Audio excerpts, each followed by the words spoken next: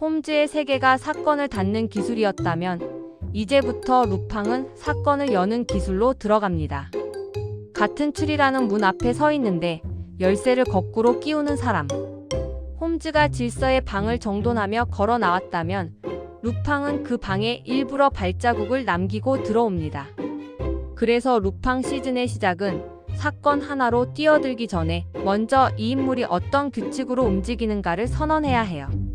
오늘은 그 선언문 루팡 프롤로그입니다. 루팡의 출발점은 탐정이 범인을 쫓는다가 아닙니다. 루팡의 출발점은 범인이 먼저 무대를 만든다예요. 홈즈가 사건의 뒤를 따라가며 원인을 복원한다면 루팡은 사건의 앞에서 사람들의 시선을 설계합니다. 그리고 그 설계는 늘 두 겹입니다. 겉으로는 절도, 사기, 위장 같은 범죄의 기교인데 속으로는 사람들이 무엇을 믿고 무엇을 놓치는지를 시험하는 장치죠. 루팡은 법을 지키지 않는 사람처럼 보이지만 더 정확히는 법이 만들어 놓은 안심의 틀을 이용하는 사람입니다. 사람들은 법이 있으니 안전하다라는 생각을 합니다. 루팡은 그 생각이 굳는 순간 가장 조용하게 들어옵니다. 그의 무기는 총이 아니라 당연함이에요. 그래서 루팡을 처음 만나는 방식도 홈즈와 달라야 합니다.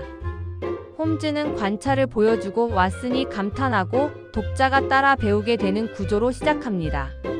루팡은 그런 친절을 주지 않습니다.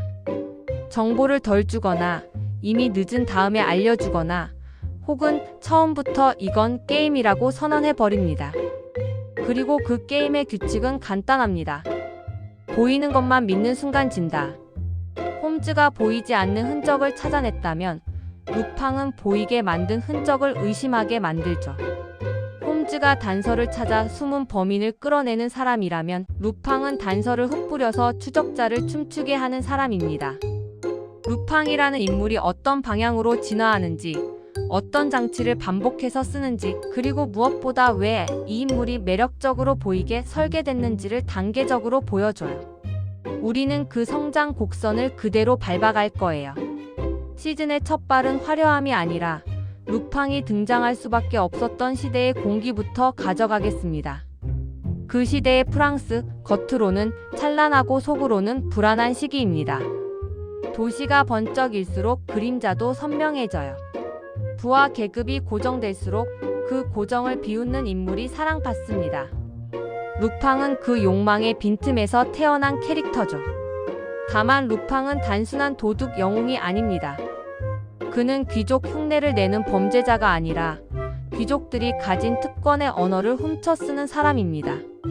그래서 루팡의 절도는 물건을 가져오는 행위이기도 하지만 동시에 품위, 격식, 확신 같은 상징을 훔치는 행위가 됩니다.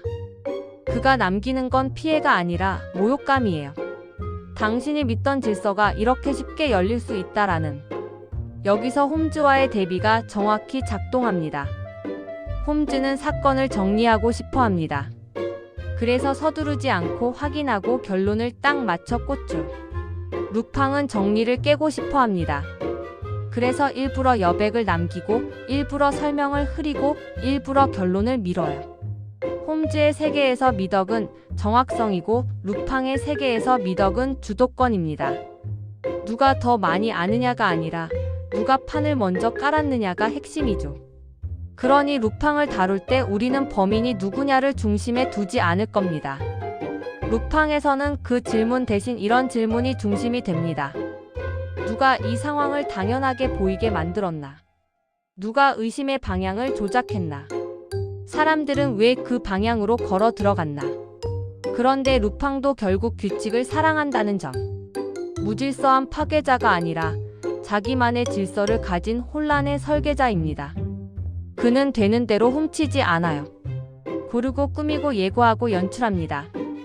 때로는 스스로의 존재를 과시하기 위해, 때로는 상대가 가장 아끼는 체면을 노리기 위해, 때로는 단순히 이 정도는 해낼 수 있다는 실력을 증명하기 위해. 그래서 루팡은 범죄자이면서 동시에 공연자예요.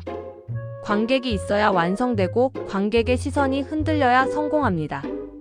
홈즈는 관객이 없어도 사건을 풀지만 루팡은 관객이 없으면 사건을 시작하지 않습니다.